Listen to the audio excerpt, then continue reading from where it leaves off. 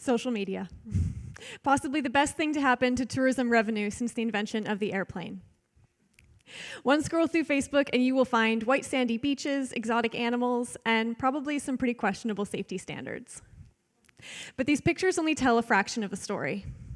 Our luggage gets lost, we get lost, we're jet-lagged, we don't speak the language, and our bodies expel fluids at alarming rates. And if you spend any time in airports, you know that there is a product for every single one of these complications. There are entire industries dedicated to making traveling safer and more comfortable for humans. But what about every other creature on this planet that is affected by tourism? Who is protecting them?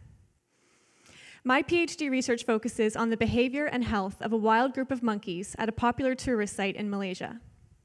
I wanted to know how the presence of visitors affects their behavior, including rates of aggression, in order to understand how tourism might affect their well-being. And this is an important problem to address because our shared evolutionary history with primates makes them susceptible to our diseases. So something that you might brush off as the common cold, or perhaps an upset stomach, can in fact be a death sentence for a primate that lacks an appropriate immune response. And this risk goes both ways. Primates are also capable of carrying diseases that can cause serious illness or even death in humans.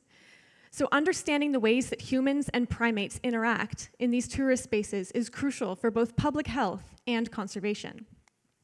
Now, using tourism as a tool for conservation has proved successful in the past by expanding protected areas and increasing primate numbers.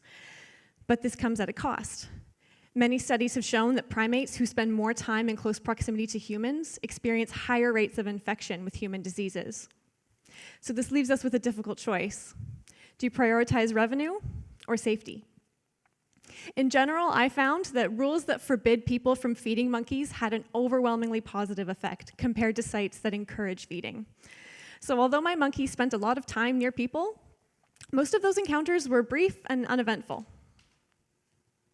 And this is crucial because we cannot conserve primate species until we understand both the animals themselves and the human animals trying to take their picture.